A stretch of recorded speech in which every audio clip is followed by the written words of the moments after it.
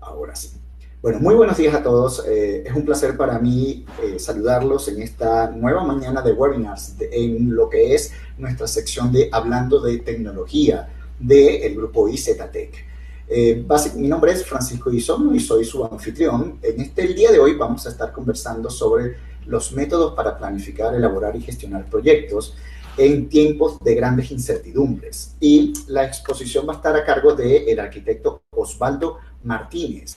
El arquitecto Osvaldo Martínez, un poco por referencia, pues tiene unos 20 años de experiencia profesional en el área de diseño arquitectónico y posteriormente dedicado a lo que es planificación urbana y territorial. Es un maestrante en planificación urbana del Instituto de Urbanismo de la Universidad Central de Venezuela y también docente e investigador dedicado al estudio de la planificación y métodos de planificación. Además, fotógrafo y, pongámosle la coletilla, campeón panamericano de kayak. Ya en el año 1992 todavía sigue trabajando el kayak, pero bueno, ahí vamos, ya un poquito más, con tiempos menos modernos en este instante. Los voy a dejar a cargo entonces del arquitecto Osvaldo. Pues estamos transmitiendo desde Caracas, Venezuela en este momento, y un poquito pues para los que nos escuchan que están fuera de Venezuela, lamentablemente las conectividades nuestras no son de lo mejor en estos momentos, y si tenemos algún inconveniente en cuanto a la transmisión o se nos corta por alguna razón, fallas del internet o elementos de ese estilo, igual no se preocupen porque el seminario se está grabando totalmente. De modo de que dice que al estarse grabando totalmente, pues vamos a poder repetirlo y se los vamos a colocar en nuestro canal de YouTube. Sin más ni más, vamos entonces a comenzar. Los voy a dejar con el ingeniero, con el arquitecto Osvaldo Martínez. Osvaldo, buenos días. Si me estás escuchando, por favor, te cedo la palabra para que ya arranques tu seminario. Hola, buenos días. ¿Me escuchan? Hola, buenos días. Bueno, buenos días a todos. Es un placer que estén aquí y les damos la bienvenida a este webinar de métodos para planificar, elaborar y gestionar proyectos en estos tiempos de grandes incertidumbres. ¿Aló?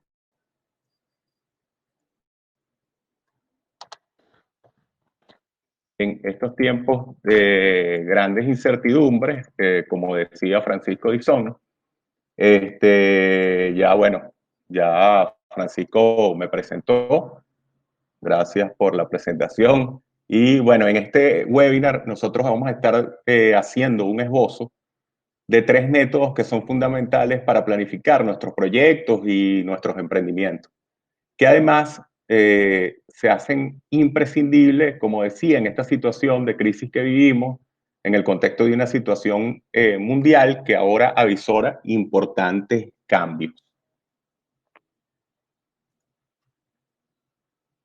Entonces, vamos a comenzar por el primer método, que es el ciclo del proyecto. Y el ciclo del proyecto es el método que identifica todas las etapas necesarias para la elaboración y la puesta en marcha adecuadas de un proyecto. Además, este método se exige nacional e internacionalmente para optar a financiamiento. Internacionalmente, por ejemplo, en el caso de los organismos multilaterales. Y nacionalmente, por supuesto, ya en cada país depende de las exigencias que tienen los diferentes gobiernos y las diferentes instituciones privadas, pero es lo que da seriedad metodológica a un proyecto y permite que las instituciones puedan saber la calidad de un proyecto y evaluar un proyecto. Entonces, primero que todo, como a manera introductoria, tendríamos que un proyecto, cuando hablamos de un proyecto, estamos hablando de un conjunto de actividades coordinadas e interrelacionadas que buscan siempre cumplir con un objetivo específico. Ese objetivo debe ser alcanzado en un periodo de tiempo que nosotros previamente hayamos definido, que está definido en el proyecto, y por supuesto respetando siempre un presupuesto. Un proyecto finaliza cuando se obtiene el resultado que deseamos, También puede finalizar cuando desaparece la necesidad inicial del proyecto o también cuando se nos agotan los recursos disponibles. Después vemos las características de un proyecto serían que los proyectos siempre tienen un comienzo y un final definido. Los proyectos se llevan a cabo para crear productos, servicios o resultados únicos y los proyectos se desarrollan por pasos y se avanza en ellos mediante incremento. Entonces, como vemos ahí también, los proyectos pueden tocar varios aspectos. Como se ve en la lámina, los más comunes son los proyectos de infraestructura, los productivos, los de servicios, los sociales, los políticos, los de infraestructura. Bueno, como ustedes saben, son cuando estamos hablando de la construcción de obras públicas, muchos proyectos contemplan alguna obra de infraestructura. Los proyectos productivos es cuando estamos hablando de la manufactura de productos elaborados o semi-elaborados. Los proyectos de servicio es cuando nos referimos a un conjunto de actividades que busquen responder a las necesidades de un usuario. Proyectos sociales pueden ser aquellos que tienen como objetivo un beneficio para la sociedad. Los proyectos políticos pueden ser un conjunto de estrategias que permitan llegar a la construcción de un cambio deseado, pero además hay proyectos de muchos tipos, proyectos comunitarios, proyectos culturales, proyectos de investigación, de informática, empresariales, escolares, etcétera, etcétera. Una característica en ese sentido es que los que estemos elaborando el proyecto, los que estemos, estoy viendo el chat, sí, buenos días a todos, se escucha, me dice Boris que se escucha, siguen escuchando, por favor, responda a alguien que sí para estar siempre pendiente. Ok, Wilfredo, muchísimas gracias. Gracias, Ana.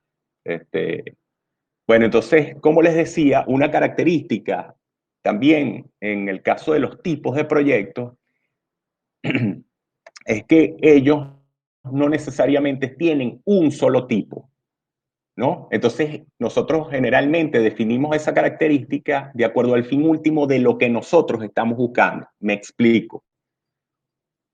Como vemos, por ejemplo, en las imágenes, un proyecto, nosotros tenemos ahí la última, la imagen de más abajo es un consultorio. Ese proyecto necesita una infraestructura que permita la instalación de ese consultorio, ¿no? Pero como proyecto de salud es para prestar un servicio. Entonces yo tengo ahí dos características o dos tipos de lo que pueden ser esos proyectos. O sea, tengo una infraestructura, es para prestar un servicio, también es un proyecto, pues, o podría ser un proyecto social. Entonces, como les decía, los proyectos generalmente contemplan varios de estos elementos y nosotros los definimos por el fin último que nosotros, en la característica del trabajo que nosotros estamos haciendo, es el fin último que nosotros estamos buscando, como les decía anteriormente. Entonces, voy a pasar, y esta sería como la parte más importante de lo que es la metodología del ciclo del proyecto, a la esquematización de cómo es el ciclo del proyecto, pero que tiene diferentes esquematizaciones de acuerdo a las instituciones que lo utilizan. Como ustedes pueden ver en la lámina, en la parte superior hay tres esquemas. El primero es bueno, para los que no están en Venezuela, de Petróleos de Venezuela, que tradicionalmente desde hace muchísimos años ellos trabajan o elaboran todos sus trabajos a través del ciclo del proyecto. El segundo esquema que vemos ahí es el ciclo del proyecto con el cual trabaja la Comunidad Económica Europea, que lo llaman el enfoque integrado. El tercer esquema que vemos ahí es el del Banco Interamericano de Desarrollo, porque, como repito, para que tengan siempre presente esto, como les decía hace rato, este es el método con el que se presentan proyectos en esos organismos multilaterales para poder optar a financiamiento. Perdón. Y el esquema que vemos en azul, un poco más grande, es un esquema que ya no pertenece a ninguna institución en particular, pero es un esquema genérico, pero es un esquema muy utilizado cuando uno está trabajando específicamente para alguna de estas instituciones.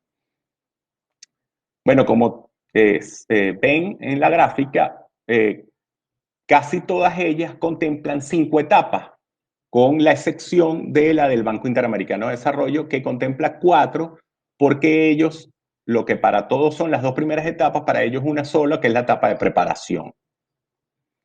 Pero entonces, vamos a hablar nosotros del esquema que es genérico, porque todos, en términos generales, buscan lo mismo. Cada uno tiene sus especificidades, sus particularidades, pero en rasgos generales todos buscan el mismo objetivo, que es metodológicamente cómo se formula adecuadamente un proyecto. Entonces, vemos que tenemos 5 pasos: la idea, el perfil y la prefactibilidad, la factibilidad y el diseño, la ejecución y la operación y la evaluación. Por, bueno, razones lógicamente de tiempo, no vamos a entrar en el detalle de todos esos pasos. Cada uno de ellos, lo importante es entender ahí que cada uno de esos pasos quiere decir que para tener cada paso de esos trabajado es porque ahí hay un conjunto de elementos que hay que definir para uno decir que tiene eso ya listo, ¿no? Eso lo digo porque en muchas instituciones se tiende, sobre todo instituciones públicas, se tiende a hablar de proyectos cuando, por ejemplo, tenemos una idea. Creo que es común a todos nuestros países que las diferentes instituciones, como decía, presentan proyectos, luego los llaman proyectos, y puede ser, para que me entiendan, para explicarme un poquito coloquialmente, bueno, algún funcionario puede ser de alto nivel, dice, bueno, nosotros necesitamos construir tal puente. Entonces, tiene esa idea, lo necesita, lógicamente, puede tener una necesidad que está clara, y sin tener el proyecto, entonces hacen una estimación muy superficial de cuánto pudiera costar eso. Siendo así, entonces a veces incluso piden recursos y se dice en términos muy generales también, porque bueno, por la cantidad de proyectos que pueden haber, todos tienen características distintas, que un proyecto, o perdón, que una idea tiene 50% de probabilidad de que sea viable y 50% de probabilidad de que no sea viable, cuando estamos hablando de la idea. Entonces, si yo empiezo a gestionar una idea como que fuera un proyecto, cuando haga el proyecto, tengo 50% de probabilidad, como les decía, de que eso no tenga viabilidad y ya yo obtuve un desembolso de recursos, etcétera, etcétera. Entonces, por eso es importante también manejar el tema, como vemos también en la lámina, de que cuando estamos hablando de los 3 primeros pasos, estamos hablando del proyecto como documento, de los estudios, de todo el trabajo de elaboración de esos estudios, que es lo que se llama proyecto. Y a eso se le dice preinversión, porque es lo anterior a la ejecución o a la construcción y su operación o puesta en marcha y posterior evaluación.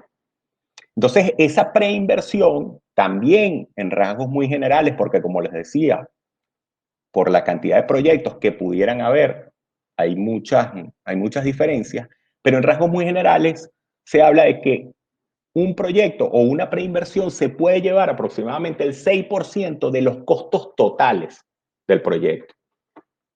Y entonces las 2 últimas etapas, que serían la inversión, que ya es la ejecución de ese proyecto, ponerlo, ejecutarlo, construirlo, ponerlo en funcionamiento, etcétera, es a lo que se le llama la inversión.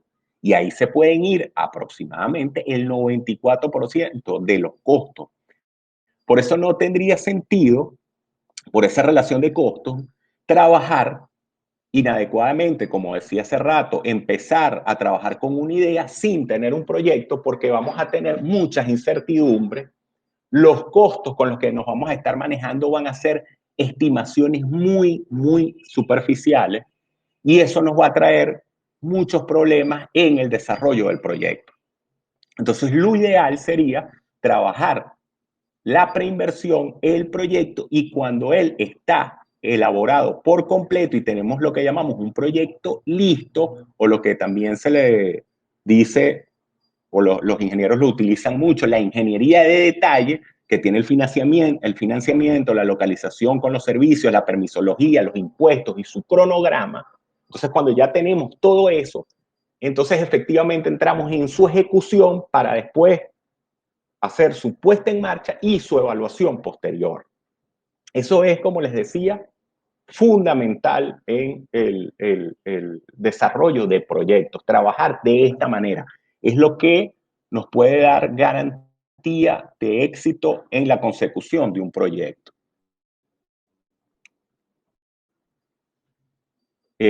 Además, nosotros, en los análisis que hacemos de nuestros proyectos, podemos clasificarlos de diferentes maneras. Como veíamos en el caso del ciclo del proyecto, los podemos clasificar por fase. Cuando nosotros tenemos un proyecto, decimos, bueno, esa idea o ese proyecto está en idea, está en prefactibilidad, está en factibilidad y diseño. Eso le da, como ustedes van viendo y entendiendo, le da información a los que se manejan en el área de proyectos de cuál es el nivel de desarrollo que tiene ese proyecto. También se pueden clasificar por jerarquías, primer orden, segundo orden, tercer orden. Eso no necesariamente expresa la escala o el tamaño del proyecto. Hay proyectos muy pequeños que son muy importantes y hay proyectos costosísimos y muy grandes que no son tan importantes. Pueden ser, nosotros en Venezuela tenemos, bueno, en todos los países tenemos ejemplos de ello. Nosotros en Venezuela tenemos un pequeño puente, muy pequeño, un puentecito militar que hace unos pocos años se cayó y eso dividió al país en dos partes. Eso hubo que resolverlo con mucha emergencia porque el país se quedó, había un pedazo del país que no podía pasar hacia el otro lado y viceversa. Como también tenemos proyectos de gran envergadura que atienden a una población muy pequeña y han costado muchísimo dinero. Entonces, por eso les hago mención en ese sentido, porque la clasificación de primer orden, segundo orden y tercer orden no tiene que responder al tamaño, a la magnitud de la inversión necesariamente. También tenemos otras formas de clasificación, como el tipo de inversión, si son productivos, si son de servicio, los estatus de financiamiento, cuando tienen financiamiento y cuando no tienen financiamiento, y las fuentes, por supuesto, de financiamiento, que son bancos o cualquier otra institución financiera. También hay una clasificación que es bastante importante, que es la clasificación SIU. SIU se le llama por sus siglas en inglés, pero ella a lo que se refiere es a la clasificación internacional industrial uniforme. Esta clasificación es bastante importante, sobre todo cuando trabajamos, cuando trabajamos en el sector público o para obras del sector público, en el sector privado, pero para obras del sector público, porque esa es la clasificación sistemática de todas las actividades económicas, que tiene como finalidad establecer su codificación armonizada a nivel mundial. Esto es una clasificación universal y entonces es lo que permite que los países produzcan datos de acuerdo con categorías comparables a escala internacional. Y entonces desempeña un papel bastante importante al proporcionar el tipo de desglose por actividad necesario para la recopilación de las cuentas nacionales y todos esos análisis que hacen sobre todo los bancos centrales y las instituciones del Estado, desde el punto de vista de la producción. En esa clasificación que ustedes ven en pantalla, en esos 21 ítems, esa es la clasificación, la primera clasificación o la estructura general. A partir de ahí, lo que pasa es que es muy extensa y por supuesto no la podía mostrar aquí, pero a partir de ahí, cada uno de esos puntos tiene un subconjunto de ítems internos que nos permite o que permite que que esa metodología contemple todos los tipos de proyectos que pueden haber a nivel mundial. De todas maneras, los encargados de generar y hacer esta clasificación, todos los años están haciendo versiones nuevas, agregan algún aspecto que no se haya tomado en consideración, etcétera, etcétera, y hay que estar siempre pendiente de las actualizaciones del sector ciudad. Bueno, también en la elaboración y el trabajo de proyectos, siempre cuando nos manejamos en varios proyectos, es importante tener fichas de proyecto. ¿Por qué? Porque como ustedes saben, esos documentos de proyectos son documentos muy extensos, de muchas páginas, son carpetas y carpetas de mucha información. Cuando nosotros necesitamos entonces tener información rápida y la información fundamental de un proyecto, es necesario que nosotros tengamos fichas bien diseñadas que nos permitan en poco espacio tener toda la información fundamental de un proyecto que podamos necesitar en un momento determinado. Hasta incluso, como vemos aquí en este ejemplo, con el responsable del proyecto que nosotros podemos llamar en cualquier momento para definir situaciones que se estén presentando, solicitar información sobre el proyecto, etcétera, etcétera. Y un aspecto también importante es a contemplar en esa ficha, por supuesto, es la fecha de actualización, porque es lo que nos permite saber si esa información es de último momento. Eso parece así como una cosa muy, pudiera parecer tonta, pero es importante porque es lo que nos va diciendo todos los avances, bueno, físicos, financieros, etcétera, etcétera. Entonces sigo. Bueno, hasta aquí yo voy a hablar del ciclo del proyecto para entonces pasar al segundo método que está relacionado con él, que es el enfoque del marco lógico. El enfoque del marco lógico es una herramienta muy utilizada para diseñar y planificar proyectos y la utilizamos preferiblemente en las etapas que acabamos de ver en el ciclo del proyecto. La primera etapa, que es la de la idea, perdón, y la segunda etapa, que es la del perfil y la prefactibilidad. Estos organismos multilaterales que le comentaba anteriormente, generalmente, casi siempre exigen el marco lógico para poder trabajar el ciclo del proyecto y definir estas dos primeras etapas. El ciclo del proyecto también, bueno, permite mejorar la planificación del proyecto al resaltar los lazos que existen entre los elementos propios del proyecto y los factores externos. Para esto lo utilizamos, los factores externos, lo que llamamos el entorno. Entonces, en este sentido, busca reducir las incertidumbres que pueden darse en el proyecto, donde resulta, por supuesto, decisivo la participación de todas las personas e instituciones que estén relacionadas con este proyecto o que estén afectadas por este proyecto. Es lo que nos va a permitir hacer un análisis, un buen análisis del proyecto. Entonces, el enfoque, para tratar de hacerles un resumen de qué es el enfoque del marco lógico y qué aspectos considera, como vemos en la lámina, tiene 5 pasos metodológicos cuando lo estamos trabajando. Bueno, para un momentico, me siguen escuchando, nadie ha hecho ninguna pregunta, se escucha bien, todo va bien. Cualquiera me puede hacer el favor de responder. Ok, perfecto. Entonces, gracias. Entonces, como venía diciendo, el enfoque del marco lógico se trabaja a través de 5 pasos metodológicos, como vemos en pantalla, en la lámina. Entonces, les hago un resumen de eso. El primer punto, entonces, sería el análisis de involucrado. El análisis de involucrado se hace para identificar y tener claro, esclarecer para nosotros qué grupos y organizaciones están directa o indirectamente involucradas en el problema de desarrollo ese específico que nosotros estamos intentando resolver, para tomar en consideración sus intereses, su potencial y sus limitaciones. Ese es el sentido del análisis de involucrado. En el segundo paso, que sería el análisis de problemas, este paso se hace para analizar la situación actual, identificar los problemas principales en torno al problema general o al problema de desarrollo que estamos trabajando, las relaciones causa-efecto que pueden darse entre ellos, y entonces visualizar las relaciones de causalidad y sus interrelaciones en ese diagrama que es muy conocido por mucha gente, que son los árboles de problemas, los árboles de problemas.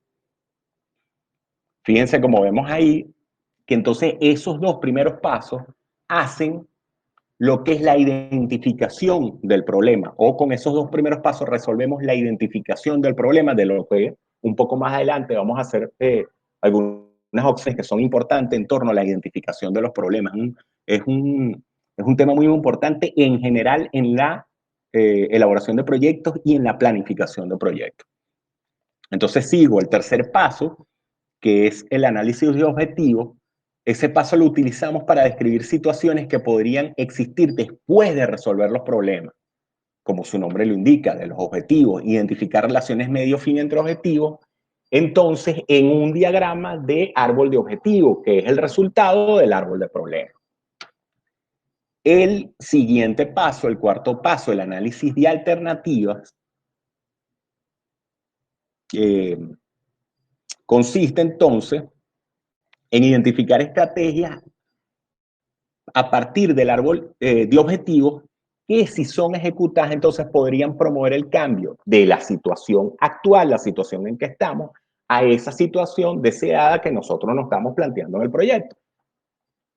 Y por último, entonces el quinto, entonces en el tercer y cuarto paso, como vemos ahí en la lámina, se hace la identificación del proyecto. Ya pasamos de la identificación del problema a la identificación del proyecto.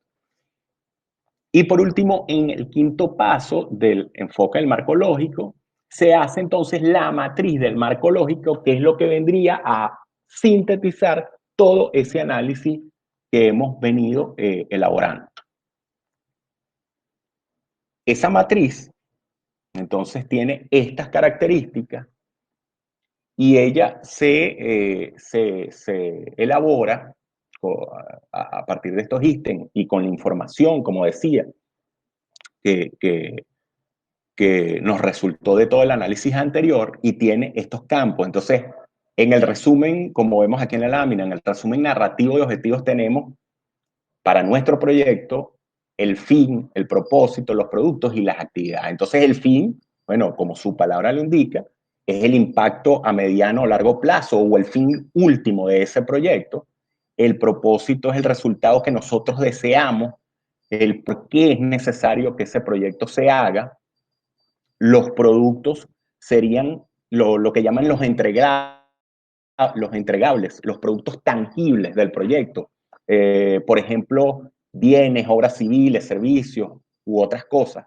Las actividades es todo lo necesario entonces para ejecutar cada uno de esos productos, y eso es importante que tenga tiempos definidos.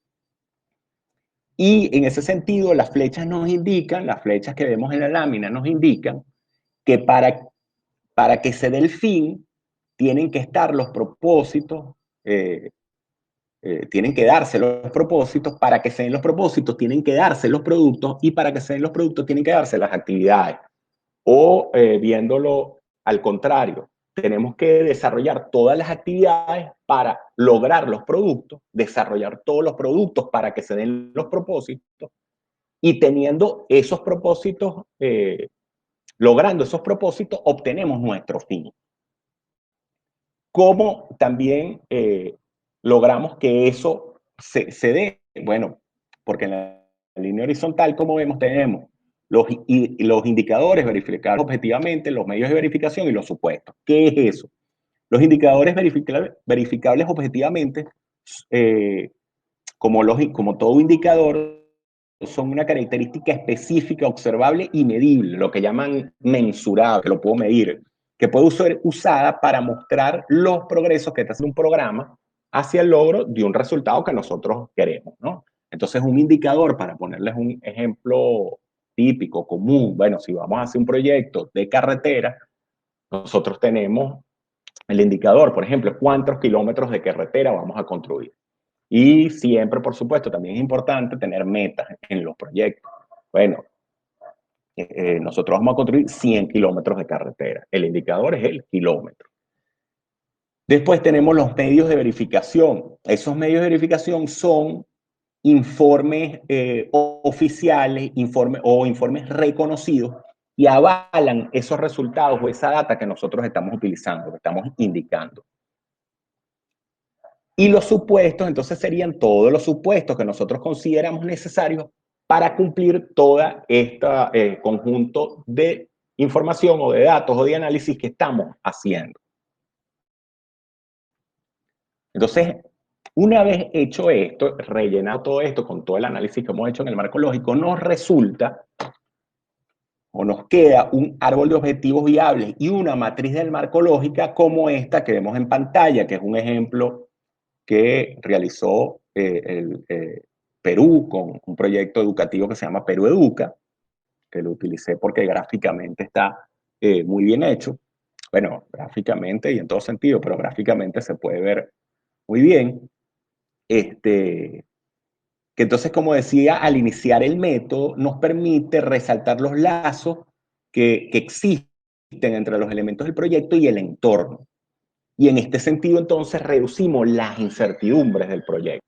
Como les decía hace rato, en torno a la identificación de los problemas, que es un elemento muy importante tanto en el marco lógico como en la planificación en general y en la elaboración de proyectos en general. Hay un planificador que fue muy importante, Russell Ackoff, que decía, él tenía un adagio que decía que un problema bien planteado está medio resuelto. La dificultad está en cómo plantearlo apropiadamente. Entonces, en ese sentido, espero que aparezca la lámina. Entonces, los problemas, voy avanzando, los problemas, el problema de identificar el problema, valga la redundancia o no valga, es que los problemas tienen causas y tienen síntomas. Me explico. Las causas son esas fuentes ocultas del problema, lo que llamaríamos las causas estructurales. Eso que genera el problema, pero que lo más probable es que no se vea, que eso no esté a simple vista.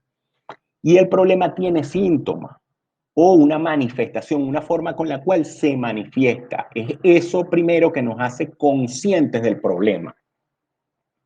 Entonces, entre las causas reales o estructurales y los síntomas o la manifestación, eso que vemos, cómo se expresa el problema, hay una diferencia y muchas veces se atacan los problemas por lo que vemos. Eso, bueno, les pongo un ejemplo muy común en todos los países, por ejemplo, el tema económico. Ustedes pueden siempre ver que una cosa es lo que nosotros vivimos, vemos de los problemas que se dan económicamente y otras cosas son las causas estructurales que las manejan los especialistas en el tema y que, bueno, son, fíjense que por eso la observación en este sentido, que son tan complejos que no es fácil verlo y hay mucha confusión en ese sentido. Y de hecho, están así que muchas veces se atacan los síntomas, no se atacan las causas y el problema entonces lógicamente persiste, él sigue apareciendo. Y eso se da entonces desde los problemas más pequeños, cualquier problema comunitario. Tengo una calle rota y yo soluciono el tema del pavimento, pero resulta que es que debajo pasa un acueducto que está roto y es lo que está haciendo que se me rompe. Yo no estoy atacando el acueducto o tengo una raíz de un árbol que es el que me está levantando y yo no estoy atacando ese problema estructural, sino que me voy a la manifestación, a eso primero que yo veo, que me hace consciente del problema, al síntoma del problema, es lo que ataco y lógicamente, como les decía ahorita, ese problema va a persistir, va a seguir apareciendo y nunca, si no logro identificar la causa real del problema, no lo voy a poder solucionar. Fíjense que Einstein decía que si él tuviera una hora para resolver un problema, pasaría 55 minutos analizando el problema y 5 minutos pensando en las soluciones. Porque eso es lo más difícil.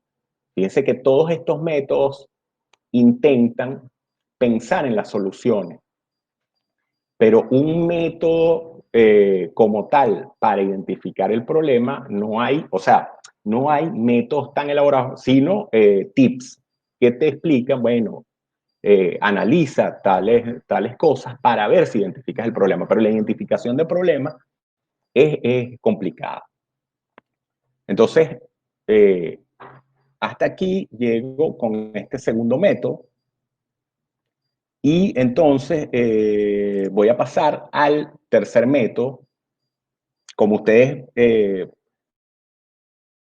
van viendo, todos estos métodos tienen una relación en la elaboración de proyectos y hay muchos más métodos que tienen bueno, que siguen siendo relacionados y necesitamos, y en la medida que manejamos más de ellos, nos permiten hacer trabajos de elaboración de proyectos mucho mejor hechos, mucho mejores, mucho más efectivos, más eficientes. Y entonces el tercer método es la matriz de motricidad y dependencia. La matriz de motricidad y dependencia tiene por objetivo hacer aparecer las principales variables influyentes y las principales variables dependientes de un conjunto de proyectos o de un sistema de proyectos, porque es un conjunto de proyectos que estén relacionados, para entonces obtener las variables esenciales en la evolución de ese sistema. Aquí ahorita lo vamos a ir viendo y ustedes me van a poder ir entendiendo. Entonces, es por eso que nos permite evaluar un conjunto de problemas o proyectos que funcionan, como les decía, como sistema, es decir, que están relacionados para entonces poder priorizar los esfuerzos de trabajo en la ejecución de ese sistema de proyectos. Pongo la siguiente lámina. Entonces, entro en la conceptualización. Entonces, como su nombre lo indica, cuando estamos hablando de motricidad y dependencia, el método se basa en la valoración de esos grados de motricidad y dependencia entre los proyectos. Entonces, bueno, como ustedes saben, la motricidad es la capacidad que tiene un proyecto para arrastrar o hacer avanzar en su ejecución y operación al resto de los proyectos.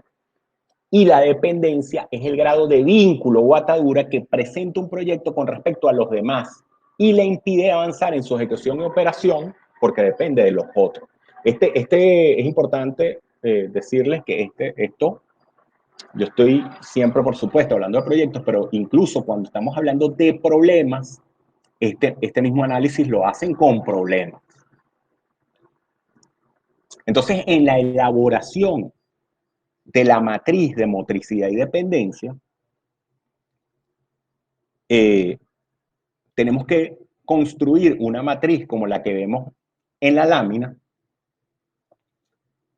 una matriz que entonces tiene, como vemos aquí en la línea horizontal, bueno, en este ejemplo nosotros vemos en la línea horizontal los 6 números, que serían los 6 problemas, y en la línea vertical igual, porque son los mismos problemas que vamos a comparar todos contra todos. Entonces, la línea horizontal o la fila es la línea de la motricidad y la línea vertical o la columna es el eje de la dependencia. Esto entonces nos permite, teniendo los problemas en la vertical y en la horizontal, relacionar cada problema con todos los restantes. Y aquí es muy importante también que los que estén haciendo ese análisis sean expertos en esos problemas que estamos analizando, que estamos trabajando, y los que guían metodológicamente son expertos metodológicos, pero son dos especialidades. Y los problemas que nosotros estamos trabajando tienen que analizarlo expertos, los que conozcan a profundidad esos problemas, y de ahí, entonces, se dará el resultado, un mejor resultado en cuanto a lo que nos va a arrojar la máquina. Eso igualito sirve para cualquier método en general en la planificación. Entonces, bueno, sigo. Como ven en la matriz, entonces, esa matriz se rellena internamente. Indicamos la medida en que influyen real o potencialmente los problemas de las filas, es decir, los de la horizontal, sobre los problemas de las columnas, la vertical, es decir, los de la motricidad sobre los de la dependencia. Para utilizar la fuerza de relación que nosotros vamos a expresar, como ustedes ven ahí, utilizamos una escala que vaya del 0 al 3. Entonces el 0 sería que no hay ninguna relación entre esos dos proyectos, el 1 expresa que hay una baja relación o una baja influencia, el 2 que hay una mediana relación o influencia y el 3 una alta influencia. Fíjense una cosa. Entonces nosotros decimos, si empezamos, como decía, de arriba, del horizontal, del eje de la motricidad, yo digo, el proyecto número 1, ¿cómo influye? Fíjense que en la matriz, la línea diagonal que no está rellena, que tiene los cuadros más oscuros, porque lógicamente no vamos a comparar el proyecto 1 con el proyecto 1, sino a partir del proyecto 1 con el 2, el 1 con el 3, el 1 con el 4 y así sucesivamente. Después en el 2 igual, el 2 lo comparo con el 1, pero el 2 no lo comparo con el 2, no hago 2 con 2, sino que entonces salto al 2 con el 3 y así en la medida que vayamos avanzando en toda la matriz. Entonces, cuando yo digo, otro aspecto importante, cuando yo comparo, yo digo, cómo el proyecto 1 motoriza, influye en el proyecto 2. Fíjense que yo lo estoy haciendo primero así, el 1 sobre el 2, pero después digo el 2 sobre el 1. O sea, estoy haciendo los dos mismos proyectos, pero a la inversa. ¿Qué me permite eso? Que yo voy a hacer siempre el análisis de la motricidad, o sea, yo siempre estoy analizando, este proyecto me motoriza aquel, y nunca estoy haciendo ese análisis desde el punto de vista de la dependencia, pero al hacer el análisis en los dos sentidos, el 1 hacia el 2 y el 2 hacia el 1, cuando yo digo, este proyecto me motoriza aquel, estoy diciendo que aquel depende de este. Eso es lo que hace que en la matriz yo tenga los dos resultados, los grados de motricidad y los grados de dependencia, aunque yo el análisis lo hago siempre desde el punto de vista de cuál proyecto motoriza a cuál otro proyecto. Perdón, entonces empiezo, bueno, como decía, como ustedes ven en la matriz, a rellenar cada campo, el 1 con el 2, el 1 con el 3, el 1 con el 4, el 1 motoriza al 2, el 1 motoriza al 3, si el 1 motoriza al 4, y ustedes como ven ahí, entonces hay diferentes grados, 0, 1, 2, 3, y voy rellenando toda esa matriz.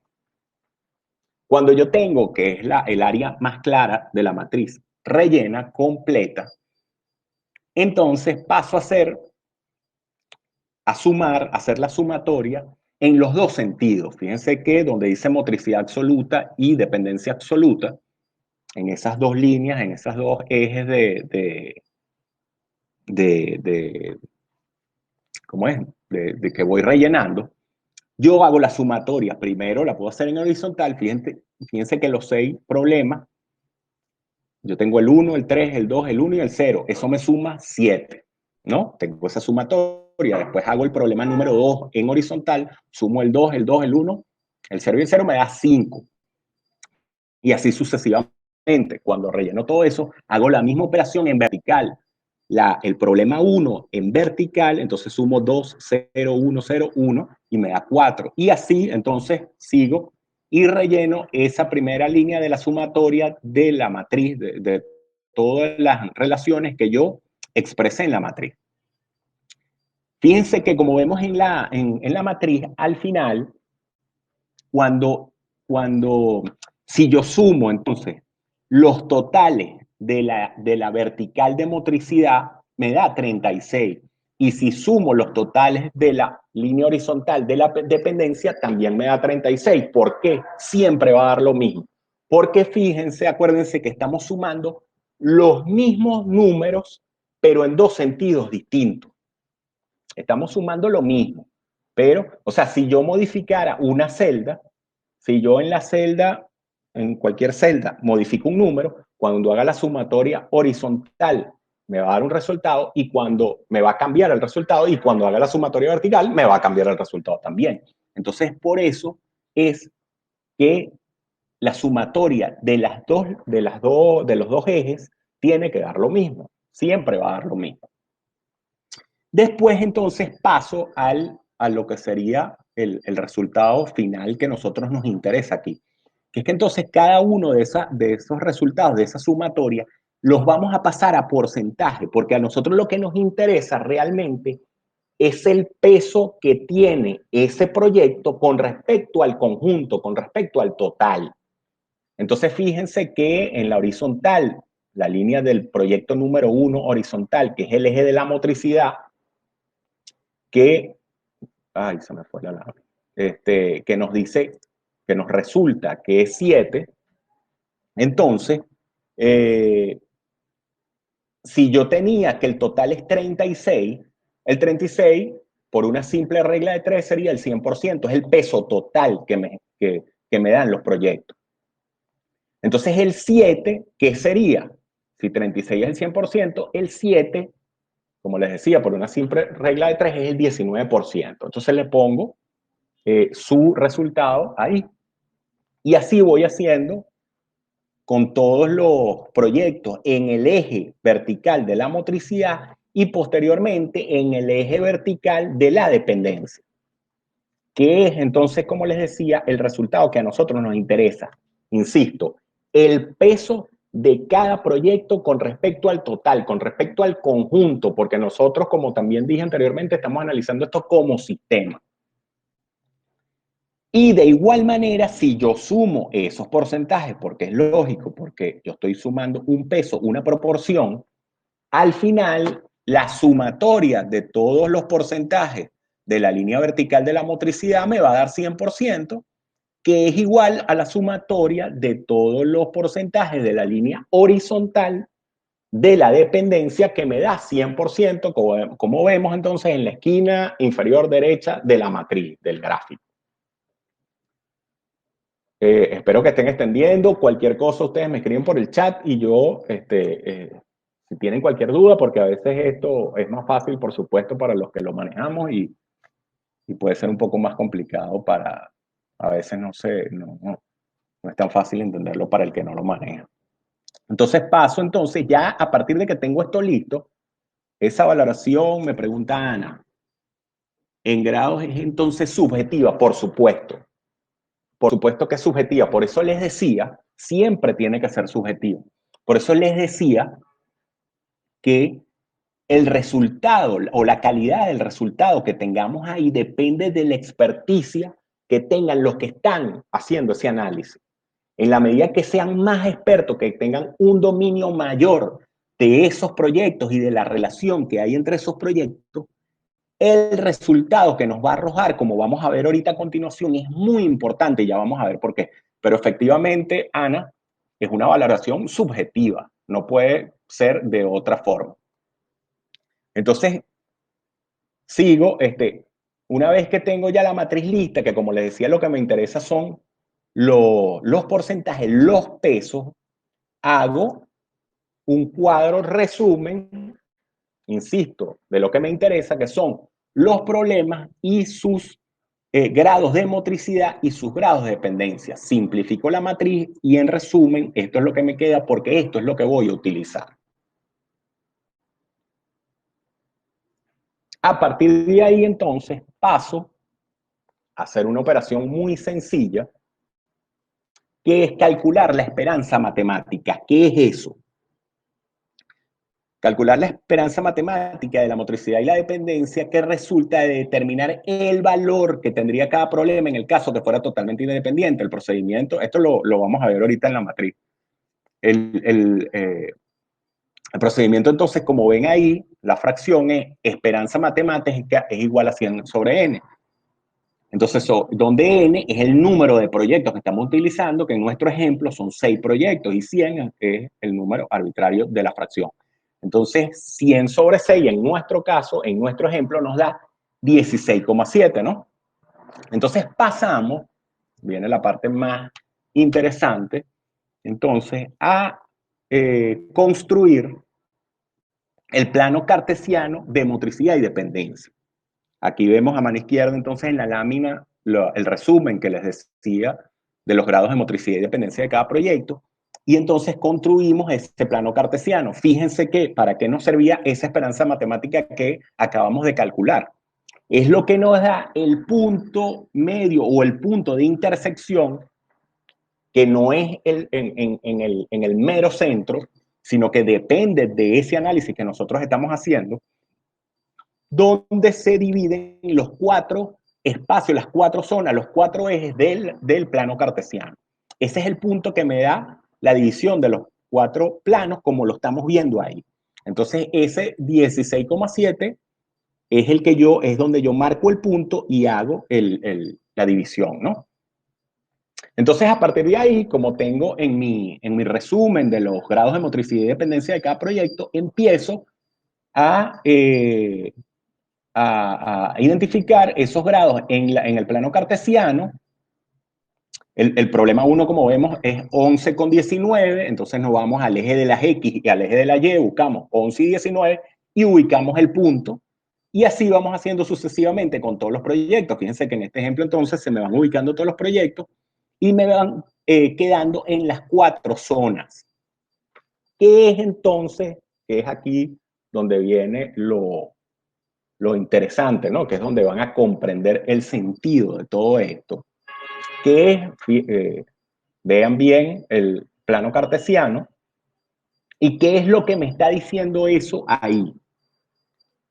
Bueno, esa primera o esa zona de la izquierda superior, que se le llama zona de poder, nos está diciendo, después de ese análisis, todo ese análisis de la matriz que hicimos, que esas son las variables motrices independientes. Por eso se llama zona de poder. ¿Por qué? Porque están las variables o los proyectos o los problemas de alta motricidad y baja dependencia. Esos proyectos se consideran estratégicos porque poseen una gran influencia sobre los restantes. Claro, como les decía, son motrices y no dependientes. Entonces no están subordinados a ellos. Por lo tanto, son variables ante las cuales hay que actuar directamente y de inmediato. Es la zona más importante de la matriz. Es la que nos dice, estos son los proyectos que empujan a todos los demás. Y todos los demás, o casi todos los demás, en buena medida, dependen de ellos. Es lo primero que tenemos que atacar del conjunto del proyecto. Fíjense, vayan viendo la importancia de estos métodos, de estos trabajos, porque si yo tengo un sistema, un conjunto de proyectos o un conjunto de problemas y no tengo idea de esta información, yo puedo atacar cualquier problema indiscriminadamente y de repente lo más probable es que no esté siendo eficiente o efectivo. Entonces, pero sigo para que vayan bien. Entonces, en el segundo espacio, en la parte superior derecha, entonces está la zona de conflicto, que se le llaman las variables de enlace. Las variables de esta zona, entonces, son muy matrices, al igual que las anteriores, pero al mismo tiempo son muy dependientes. Entonces, ellas influyen significativamente sobre las restantes, pero al mismo tiempo están supeditadas a ellas. Entonces, es por esta razón que sobre estas variables se tienen que, es por tal razón que estas variables se tienen que enlazar estrategias de acción sin perder de vista, lógicamente, por lo que les decía anteriormente, las variables motrices. Después en la parte de abajo, de la parte inferior, entonces a la izquierda vemos lo que llamamos la zona autónoma, que es donde están esas variables autónomas, que aquí fíjense que se encuentran las variables que son de baja motricidad y de baja dependencia. Entonces, ¿qué quiere decir eso? Que son variables que no juegan un papel significativo dentro del sistema. O sea, vulgarmente, ellas ni empujan ni se dejan empujar por nadie. Ellas son lo que se le dice coloquialmente, bueno, por ejemplo, aquí en Venezuela, son electrones libres. Ellas ni lavan ni prestan la batea. Entonces, hay que anotar que en esta zona se encuentran las variables también llamadas del pelotón, también se les denomina así, las cuales no muestran un comportamiento definido. Por lo tanto, es necesario realizar un seguimiento sobre su comportamiento. Y entonces, por último, en la parte inferior derecha tenemos la zona de salida, que es donde están las variables netamente dependientes. Entonces, como estoy diciendo, aquí entonces se encuentran variables que son de baja motricidad, pero de alta dependencia. Estas variables son resultado o consecuencia de la influencia de las zonas de poder y de conflicto, lo que nos permite considerar la meta. Entonces, como les decía en la primera zona, fíjense que si yo no tengo esta información en un conjunto de proyectos o en un conjunto de problemas, en un sistema, yo puedo, por ejemplo, enfocarme o tener un equipo enfocado en un proyecto que está en la zona de salida, pero que no lo sé, y haciendo analogía con lo que les decía de cómo se identifican los problemas, yo voy a enfocarme sobre el efecto y no sobre la causa, y entonces ese proyecto no va a llegar, no va a concluir, no lo voy a poder terminar porque él depende de otro proyecto. Y entonces ese proyecto nunca va a llegar a feliz término. Yo entonces tengo que enfocar mis mayores esfuerzos en los proyectos que están en la zona motriz, sin, como decía anteriormente también, eso no quiere decir que no nos ocupamos de los otros, pero en grados diferentes. Yo tengo que darle un grado diferente de esfuerzo al trabajo sobre esos proyectos, porque el terminar en los tiempos adecuados los proyectos motrices, los de la zona de poder, es lo que me va a permitir que todos los demás proyectos se me vayan dando, con la particularidad de la zona autónoma, que como hablábamos ahorita, son proyectos autónomos, independientes del pelotón, son electrones libres, y yo tengo que tener ahí un trabajo distinto. Entonces, bueno, fíjense que esto es una información importantísima cuando estamos trabajando con conjuntos de problemas o conjuntos de proyectos, con sistemas de proyectos, para mostrarles un gráfico de lo que sería una matriz motricidad y dependencia real, final. Entonces vemos ahí cómo se pasó la lámina, cómo es el resultado de una matriz real. Que en ese caso, por ejemplo, una variable que era muy importante, lógicamente, era, por ejemplo, proyectos eléctricos. ¿Por qué? Porque si no tenía electricidad, ¿cómo el resto de los proyectos no me iban a funcionar porque no tenían la generación eléctrica que necesitaban para funcionar? Yo podía terminar una determinada industria, pero si yo no estaba al mismo tiempo concluyendo el proyecto que me daba generación eléctrica, entonces aquel otro proyecto yo no iba a hacer nada con él porque no tenía, así vulgarmente, de dónde enchufarlo. ¿Ves? Entonces ese es como un ejemplo muy sencillo, pero bueno, nos da esa información, esa relación de cómo funcionan los sistemas de proyecto, que, insisto, es muy importante. Entonces, bueno, hasta aquí dejo lo de la matriz de motricidad y dependencia, y en general toda esta información que hemos estado tratando. Y bueno, no sé si tienen alguna pregunta, alguna observación. Ha sido un placer para mí que hayan ustedes permanecido este rato aquí viendo con nosotros en IZTech lo que son estos métodos. Bueno, para todos, bueno, como les decía al principio, hicimos un esbozo. Nosotros en el campus de IZTech vamos a estar dando estos cursos para entonces profundizar y ejercitar estos métodos, hacer ejercicios con problemas reales que podamos ir trabajando, y ustedes pueden llevar problemas para analizarlos. Y bueno, no me queda más que decirles que nos busquen bueno, ya ustedes los deben haber visto, pero nos busquen en nuestras redes sociales, en Instagram, en la cuenta que ven en pantalla, y por ahí todo el tiempo va a seguir saliendo información, y además estos cursos están relacionados con otros cursos, ¿no? Que están relacionados con muchos cursos, pero directamente con planificación estratégica y otros cursos que vamos a ir ofertando próximamente. Entonces, bueno, muchísimas gracias a todos. Gracias por haber participado, estar aquí con nosotros, y muy agradecido.